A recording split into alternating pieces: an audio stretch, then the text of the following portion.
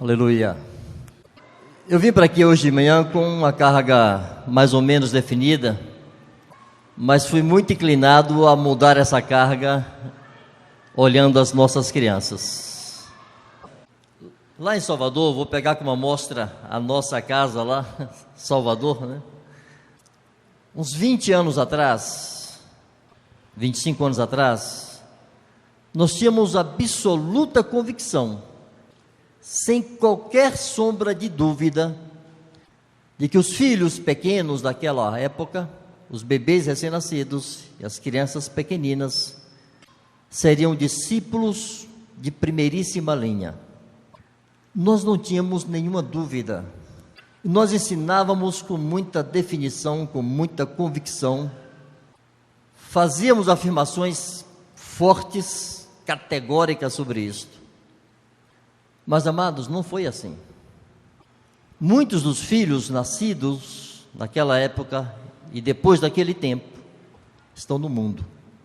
Há uma necessidade dos pais se perguntarem: que garantia temos que daqui a 10 anos, esses adolescentes de 13 anos, ou essas crianças de 10, de 8, de 5, permanecerão amando a Jesus?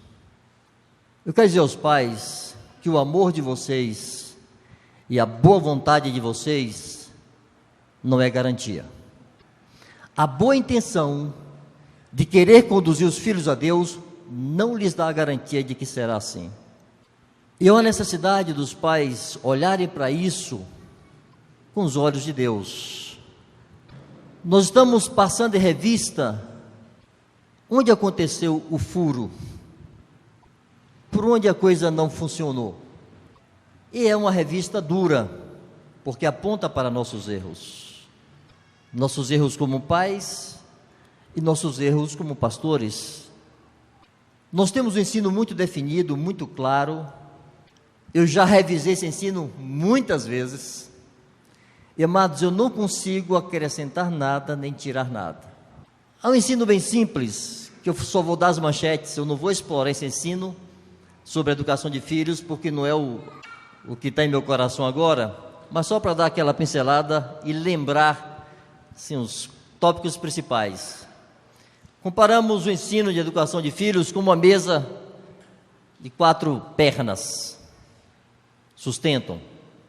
Sobre essa mesa, tudo que os pais irão desenvolver com seus filhos. Primeira perna, primeira coluna, exemplo. Que os pais sejam exemplos em tudo para seus filhos. Não tem como mudar esse ensino. Nós não podemos dizer que os pais não devem ser exemplos. Então essa perna permanece. Mas a pergunta que eu me fiz, mesmo tendo meus filhos todos no Senhor hoje, sim, nós fomos exemplos desafiadores, inspiradores para nossos filhos.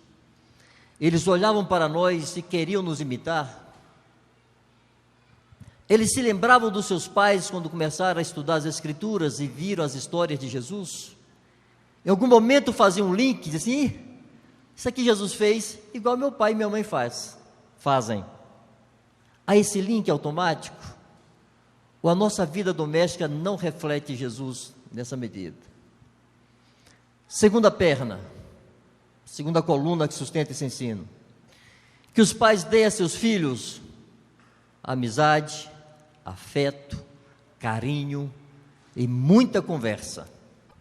Gastem tempo com isto. Nós não podemos mudar essa coluna. Nós não podemos dizer assim: pais, não precisam investir tanto tempo nos filhos.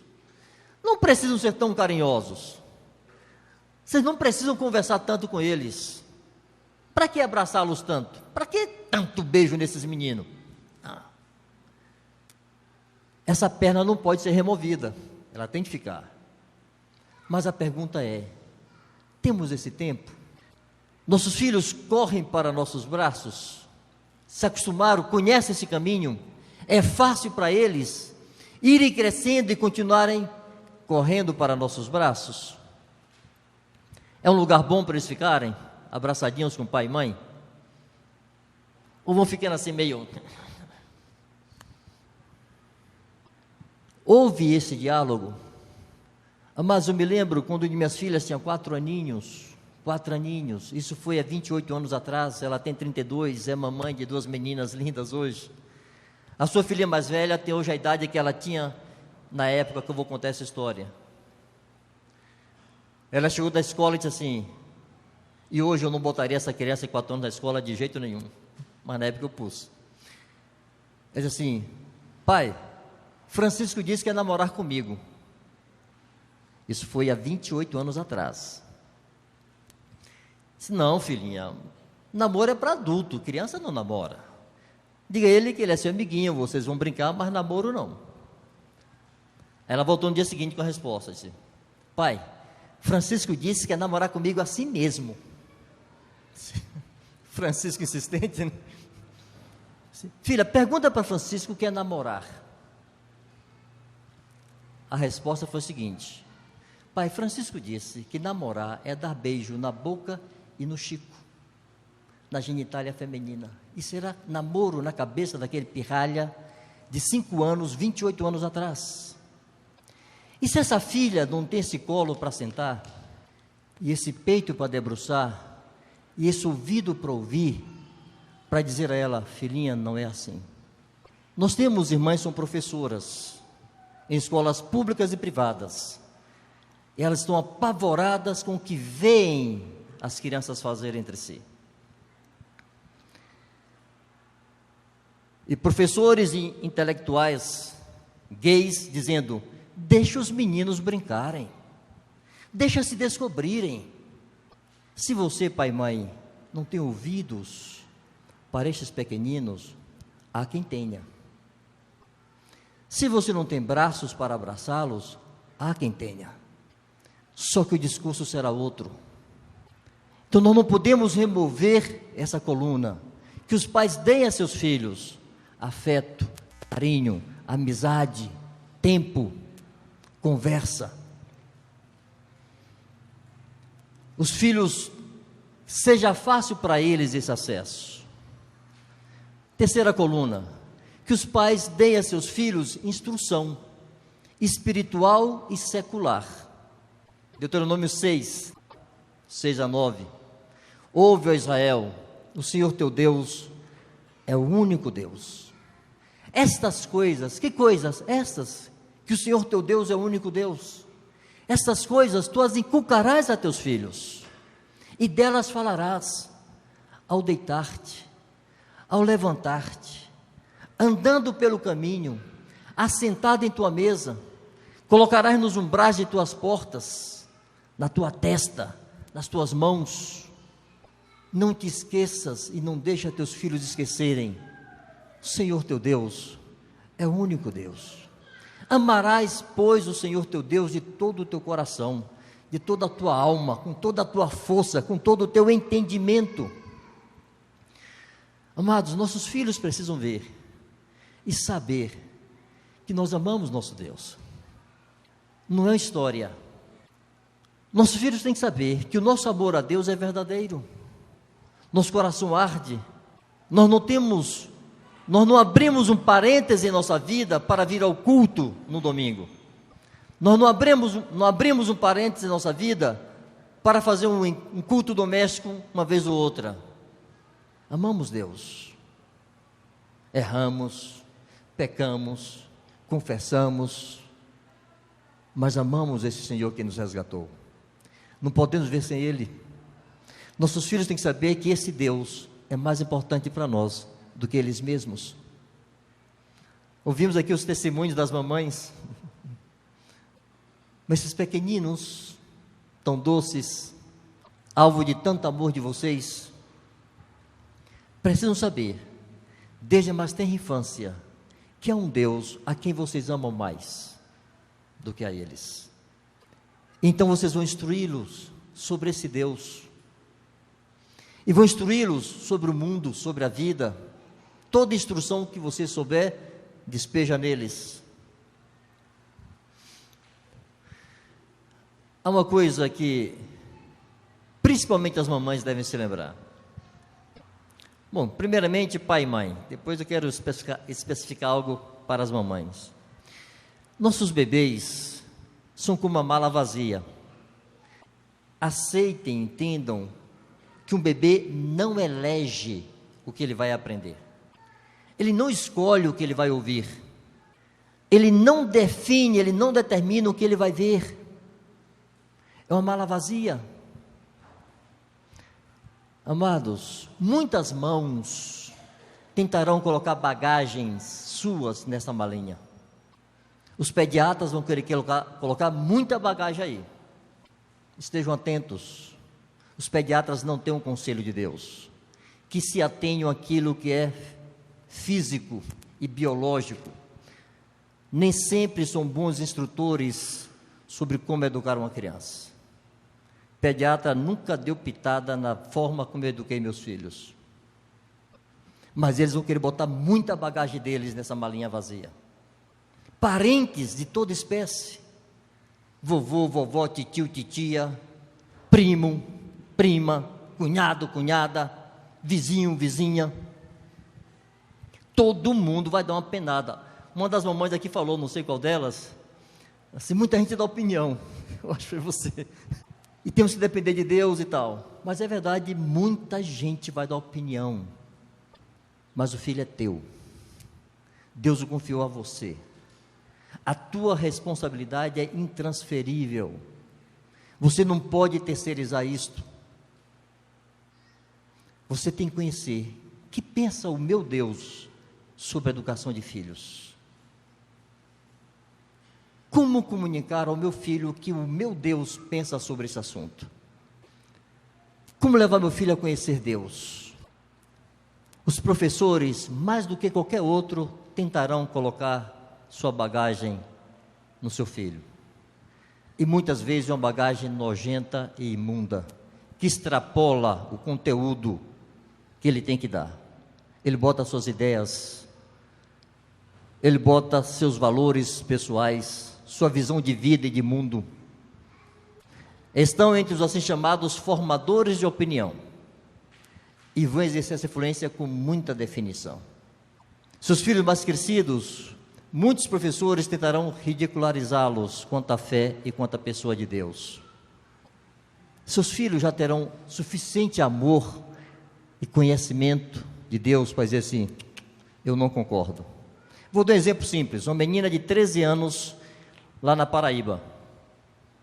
Professor não sei de que estava dizendo, olha, prostituição é uma profissão, como outra qualquer. Inclusive está se buscando aí, tem associações, sindicatos e tal, e pá. Mas outra disse, professor, você tem filha? Tenho. Você coloca para ela como alternativa a ser prostituta? E o cara ficou doido. É falácia. Não é gente bem intencionada. Há uma intencionalidade de separar de Deus, sim, em muitas escolas. E quem vai estar atento a isso, se não você, pai e mãe? Foi o filho que Deus te confiou. Você o ama como ninguém mais ama, mas você é responsável como ninguém mais é. Há uma palavra em Miqueias, capítulo 2, verso 9, que diz assim, expulsam as mulheres de meu povo dos seus lares queridos, e dos seus filhinhos retiram a minha glória para sempre. Já naquele tempo, Deus atribuía à mãe uma responsabilidade muito específica, comunicar a sua glória, a glória de Deus, aos seus filhinhos. Naquele tempo de Israel, para variar, um governo corrupto, ganancioso, com interesses próprios.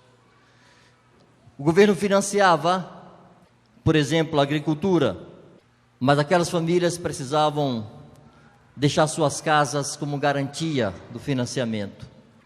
E não conseguiam pagar muitas vezes. E eram expulsos. Ou as mães tinham que sair para, junto com o pai, encontrar recursos. As mães eram obrigadas a sair em suas casas. E o profeta denuncia aquilo e diz, expulsai as mulheres do meu povo, dos seus lares queridos. Mãe, o teu lar tem que ser querido para você. Teu lar tem seu lugar querido, que você ama, que você gosta de estar. Teu filho está ali. Aí Deus diz a consequência. E dos seus filhinhos, ao expulsar as mulheres, qual é a consequência? Dos seus filhinhos, retirais a minha glória para sempre. A glória de Deus virá com o conhecimento de Deus. As mães têm sobre si uma responsabilidade que Deus lhes deu. Foram preservadas por sua função de mãe. Comunicar a glória de Deus, o conhecimento de Deus para seus filhinhos. Meu filho mais novo, eu tenho dito que eu perdi a hora de conduzi-lo efetivamente a Cristo, de conduzi-lo ao batismo. Não fiz com ele o que fiz com as 3 primeiras filhas. Coincidiu que quando ele chegou naquela idade que normalmente eu fazia isto, entre 9 e 11 anos, nós estávamos na África, e adaptando-se à nova cultura e lugar e língua, e eu perdi a hora.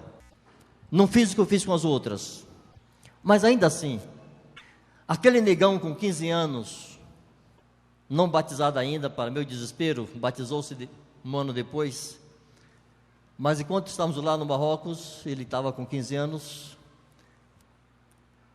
muitas vezes ele ia dormir, e a gente ouvia ele gritar de lá: pai! E aí, negão? Minha história.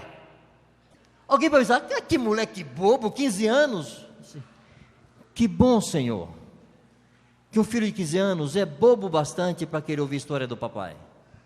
Essas coisas tu as inculcarás a teus filhos, ao deitar-te e ao levantar-te. Paulo diz assim: quanto ao juízo, sejamos homens maduros, mas quanto à malícia, meninos, crianças. Não fique quieto se teu filho, tua filha, pré-adolescente, adolescente, é muito criança. Bota a mão para o céu. Ele ser criança ainda significa que ele acredita em você, que ele confia em você, que para ele o que você diz ainda é verdade. E amados pais, nós temos essa verdade. Comuniquemo-la em tempo em que os nossos filhos ainda aceitam nossa palavra como verdadeira. Antes que lhes desperte a sensualidade, antes que lhes desperte a desconfiança, antes que algum professor encha a sua cabeça com mentiras, encha-o com a palavra de Deus, conduza-o a Cristo, instruí os filhos em toda a verdade, em todo o tempo todo. Então nós não podemos tirar essa coluna também, dizer assim: ó, pais, não precisa instruir seus filhos. Então está aí. A última coluna, a última perna da mesa, autoridade, que os pais governem seus filhos, que os pais exerçam governo sobre seus filhos. E há uma ação, seja do Estado, das escolas, das instituições, de tudo que é canto, há uma ação muito objetiva, orquestrada, direcionada, para tirar dos pais a autoridade sobre seus filhos. E os pais terão dificuldades no futuro. Eu tenho 3 netos, e tenho dito assim para meus genros: prepare esses pequeninos para o confronto, exercite-os em dizer não estou de acordo, não concordo, não quero, meu pai não deixa, minha mãe não quer. Exercite seus filhos essas frases, porque eles vão precisar delas. Eles serão bombardeados por uma avalanche de mentiras e enganos.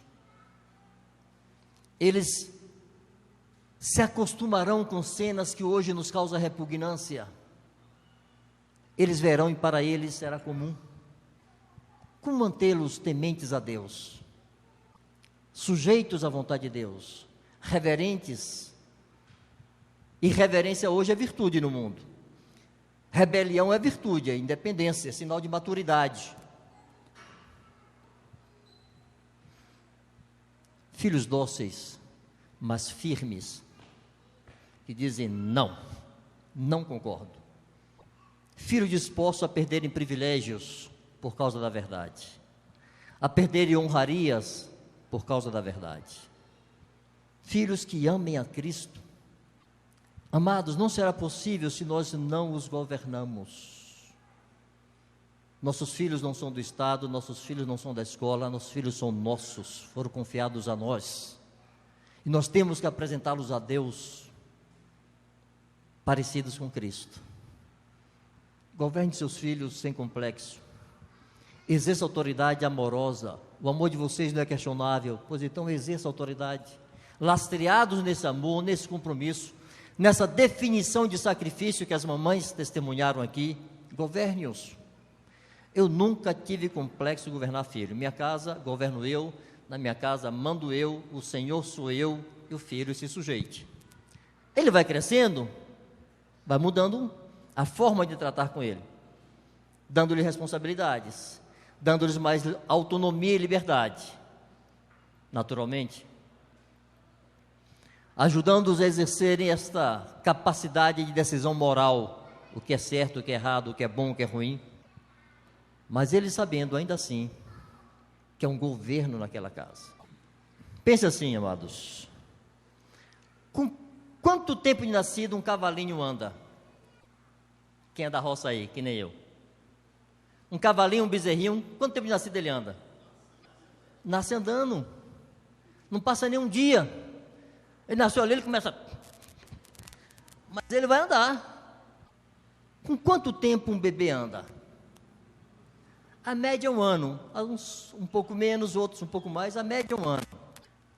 Um bezerrinho, um cavalinho com um ano, um cachorrinho, é um adolescente parrudo, quase adulto, talvez já capaz de se reproduzir.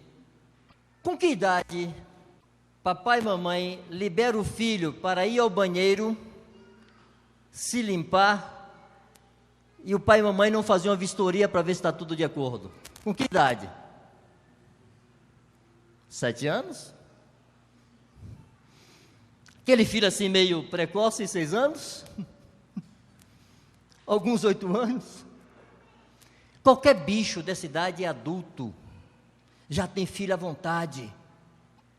E um filho de gente, um maninho, recém está conseguindo cuidar da sua higiene mais elementar.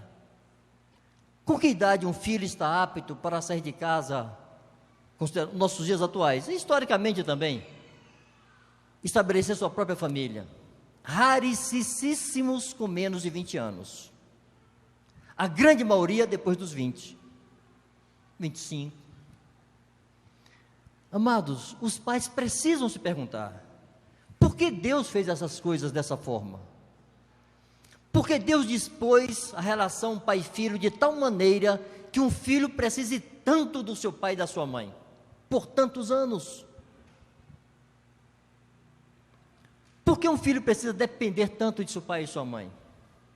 E por que o mundo insufla tanto no filho a necessidade, entre aspas, de ser independente cedo? Porque está na contramão de Deus. Eu descobri para mim, isso é minha descoberta para mim, que há pelo menos 2 motivos pelos quais Deus fez isso. Para mim isso não é assim, por acaso. Deus quis que fosse assim. E para mim há pelo menos 2 motivos. Primeiro,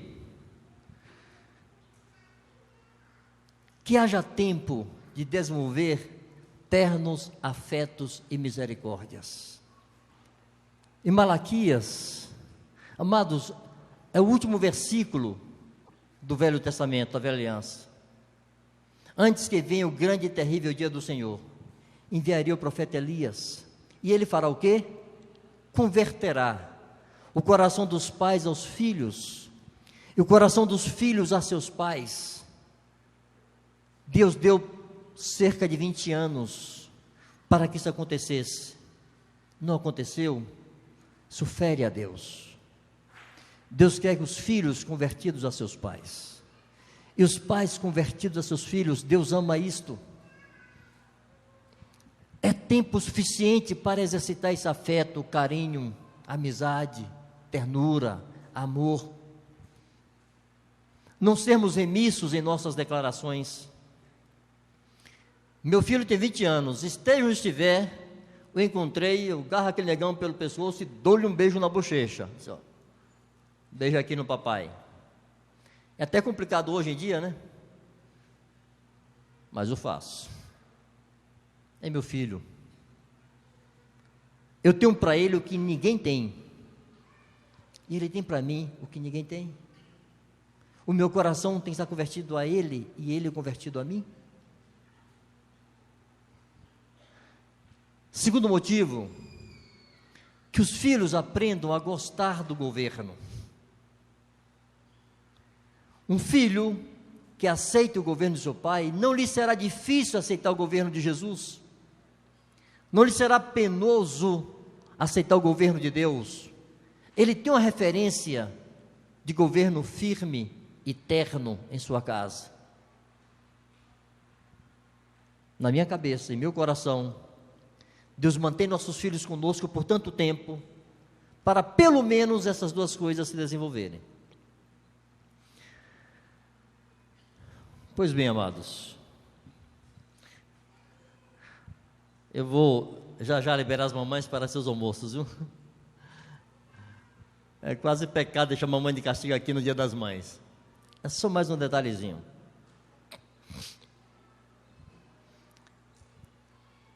Quando Deus tirou o povo de Israel do Egito, o levou por aquele deserto, em dado momento eles tiveram fome e se desesperaram.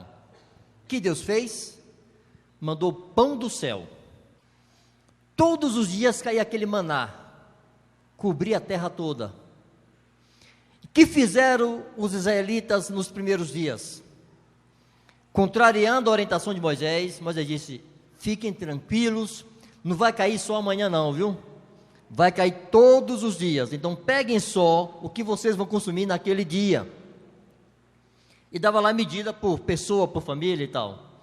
Se pegar mais, vai estragar. Tranquilizem-se, peguem só o daquele dia. Na sexta-feira, peguem dobrado, porque no sábado não vai cair. E o que pegar dobrado na sexta não vai apodrecer, não vai estragar, mesmo sem geladeira. Mas quando caiu a primeira vez, saíram feitos uns famintos enlouquecidos, encheram as tendas. Comeram o suficiente daquele dia e o resto deu bicho. E no outro dia a mesma coisa, e acontecia de novo, até se acostumarem que Deus é fiel, e Deus supre, e Deus faz, e Deus dá. E na sexta-feira podia pegar dobrado, que não se estragaria. Mas irmãos, naquele tempo ali, pessoas casaram-se, virgens foram tomadas como esposas, geraram filhinhos, pariram filhinhos no deserto. Deve ter sido uma confusão parir naquele deserto. Aquelas crianças, aqueles bebês que nasceram no deserto e todos os dias viam aquele maná cair, não atribuíam nenhum milagre àquilo.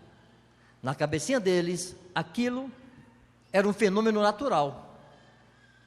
Todo dia cai. Algum filho se espanta com chuva aqui? Nossos filhos não se espantam com a chuva, nem com o nascer do sol, nem com o pôr do sol. Acontece, é um fenômeno natural. O maná cair, na cabeça de muitos, era um fenômeno natural.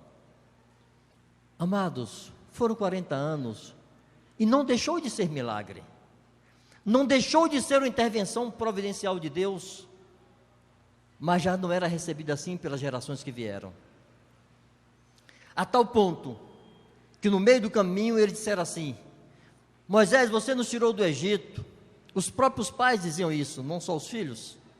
Lá nós tínhamos melões, alhos, cebolas. Você nos trouxe para esse deserto tórrido aqui, e a nossa alma tem fastio deste pão vil. Aquilo que era o pão do céu tornou-se um pão vil, desprezível. Deus ordenou que Moisés colocasse dentro da arca uma porção daquele maná, para fazer lembrar a todas as gerações como Deus interviu, suprindo o seu povo no deserto. Eu gosto de viajar assim, quando eu estou lendo a Bíblia, eu fico imaginando a cena, fico pensando, as formas como um pai poderia comunicar para seu filho aquela história do maná. Uns podiam dizer assim: não, filho, fica tranquilo, viu? Isso aqui, ó, Deus faz cair, entendeu? Todo dia cai, Deus é fiel, não se preocupa não, vai ter, você pega e come. Isso aqui até em ser desse deserto, vai ser assim, fica tranquilo. O filho ficou. Mas outro pai podia pegar aquele filho e dizer assim: filho, nós éramos escravos no Egito. Baixar a roupa, está vendo essa cicatriz aqui? Foi chicote. Então isso aqui foi uma paulada que eu tomei. Essa costela é quebrada, filho. Foi um egípcio que bateu com um porrete aqui. Nós éramos escravos. Essa cicatriz aqui, ó, foi pancada dos senhores egípcios. Nós éramos escravos, éramos humilhados. Filho, se você tivesse nascido no Egito, você teria virado comida de crocodilo no Nilo. E era verdade. Faraó mandou que as parteiras matassem todo filho homem que nascesse. Filho, nós não tínhamos o direito de ter os nossos filhos. Era uma escravidão vil, perversa. Quantos bebês iguais a você foram lançados no rio, no Nilo? Mas filho, Deus interviu. E Deus destruiu o Egito. E contar com detalhes as pragas. E contar com detalhes a passagem pelo Mar Vermelho. E encher seu filho de fé com respeito a um Deus que é presente, que ama e que participa. E contar com detalhes, a água se tornou doce em Meribá.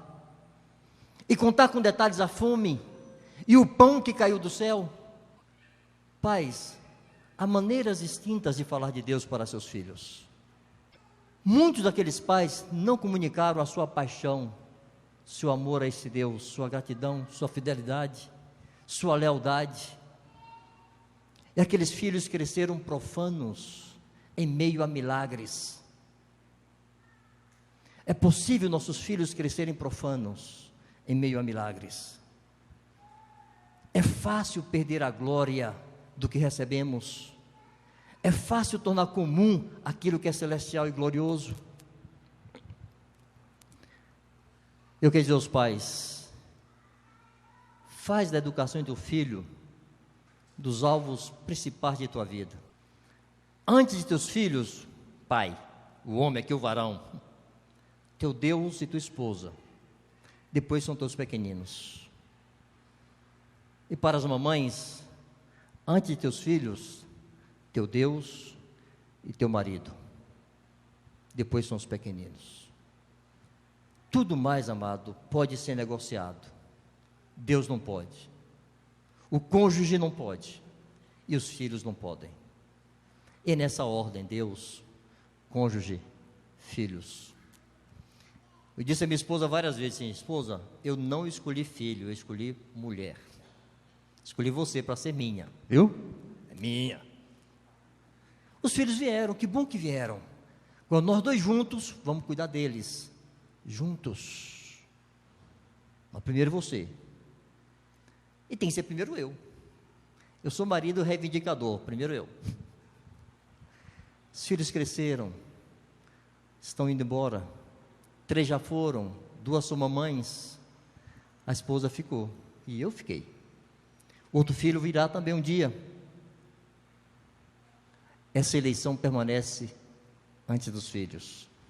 Os pais harmonizados, preferindo-se, mantendo a exclusividade e a preferência, juntos, cuidam dos filhos. Juntos.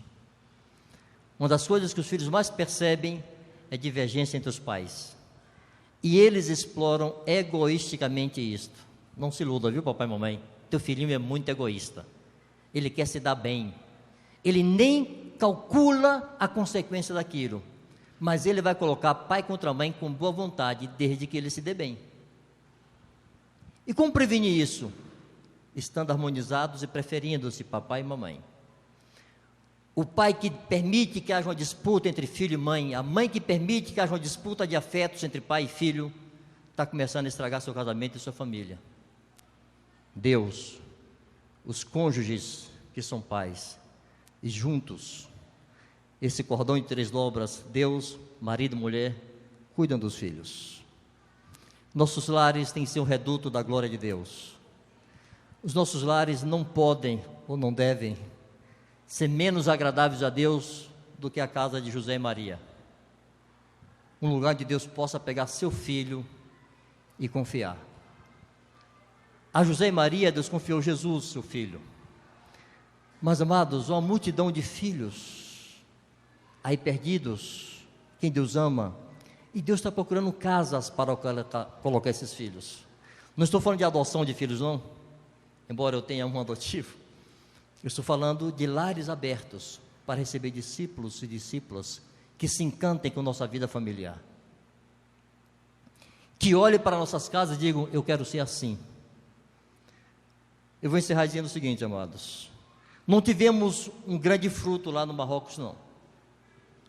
Quando o tempo que lá passamos, conseguimos um frutinho, batizamos uma menina. Mas há uma coisa que nós ouvimos e começa a dar fruto agora: pessoas dizerem assim, gente que quase não se comunicava conosco, porque nosso árabe era árabe de Tazan, todo atropelado, mas diziam assim: essa mesma menina que nós batizamos, ela estava noiva quando a conhecemos, e ela terminou o noivado. Sabe o que ela dizia? Eu quero uma casa como a de vocês, e o muçulmano não me dará uma casa assim. Quanta gente nos disse isso. Aquelas mulheres não entendiam por que a mulher ocidental obedeceu o marido com os dentes na janela, tomando brisa todo dia, assim, feliz da vida, e obedecendo ao marido, porque elas obedecem debaixo do tacão. Filhos que não tomam tapa no meio da orelha, como eles tomam lá, obedientes a seus pais. Filhas abraçadas com o papai, filhas moças, obedientes e respeitosas.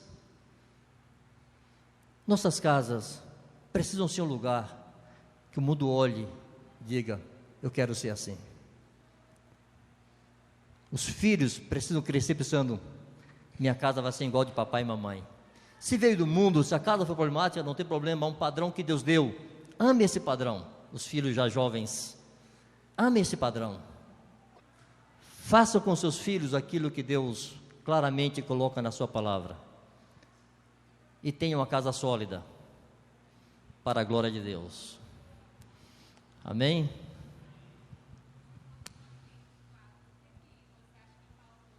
Ah.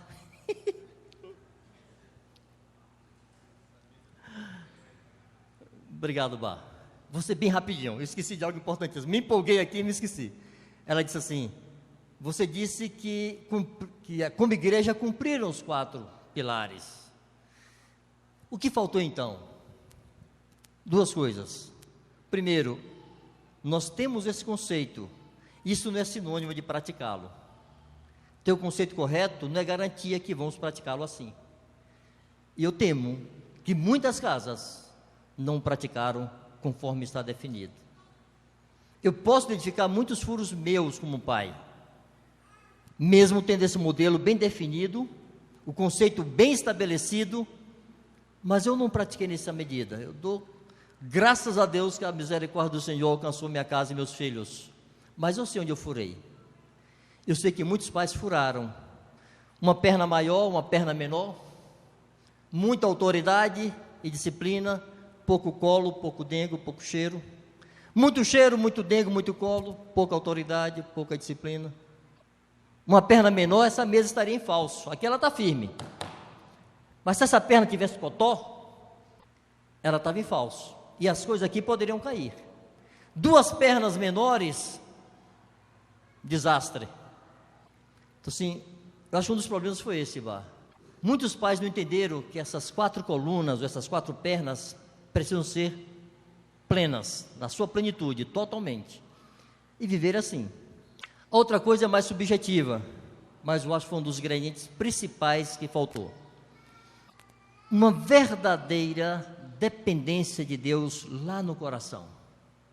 Eu temo que nós confiamos na doutrina, eu temo que vexatoriamente nós acreditamos que o conceito pelo conceito seria suficiente e faria um milagre, e não foi assim.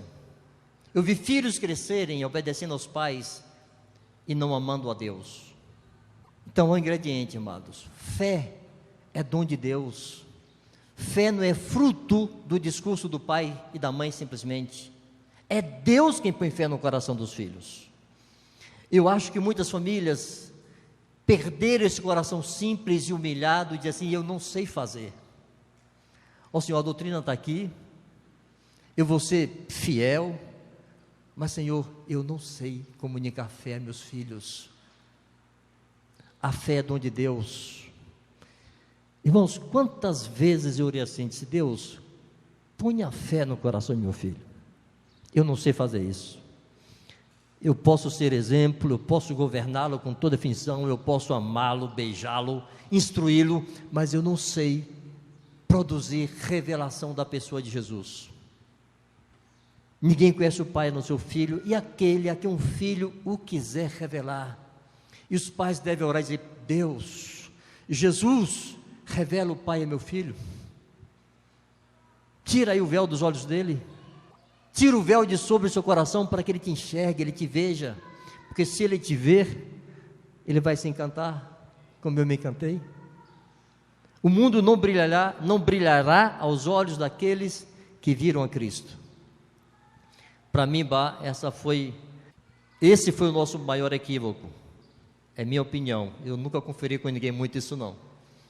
De que os pais não tiveram aquela atitude simples de dependência verdadeira, de necessidade de Deus. Dizer: Deus, entra aí no coração desse menino, dessa menina, revela Jesus para ela. Espírito Santo, revela Jesus, e coloca fé no coração deles. Amém. Vamos orar, vamos abençoar nossos filhos. Nós te bendizemos, Senhor, por nossos filhos. Tua palavra diz que os filhos são herança de Deus. Tu nos tens confiado do teu tesouro, Senhor, da tua herança. Nos deste teus filhos para que nós os cuidássemos e o devolvêssemos a ti, Senhor. Rogo que tu venhas conceder-nos graça, a tua misericórdia envolva nossas vidas, nossas casas. Tu venhas te compadecer, Senhor, de nossas limitações e fraquezas. Nos dê um coração convertido a nossos filhos, um coração pronto a se humilhar e reconhecer seus erros, a pedir perdão a nossos filhos quando necessário, ainda assim manter sobre eles nosso governo amoroso e eterno, Senhor. Pedimos que tu venhas comunicar a nossos filhos experiências celestiais, para que te conheçam, Senhor, para que desde cedo possam tocar em Jesus, conhecer a Jesus, ouvir a Jesus. Te pedimos que tu venhas falar aos nossos filhos, aos nossos netos, aos pequeninos que estão na tua casa, Senhor. Conceda aos pais o senso necessário de responsabilidade, de compromisso e de amor para com seus filhos. Que cada uma de nossas casas, Senhor, seja uma maquete daquilo que tu queres para a tua própria casa, onde a tua glória seja manifesta, possamos expressar a plenitude do teu amor e bondade, e da tua justiça e da tua misericórdia, Senhor, no trato com nossos filhos. Abençoamos os casais, que cresçam, Senhor, no seu relacionamento em todos os níveis, haja abundante graça na vida dos casais. Abençoamos os casamentos, os cônjuges, que renovem, Senhor, seus votos diariamente, que haja encanto mútuo diariamente, Senhor, que haja abundante graça na vida de cada casal, Pai, no nome de Jesus, para a glória do teu nome, Senhor. Aleluia. Graças a Deus.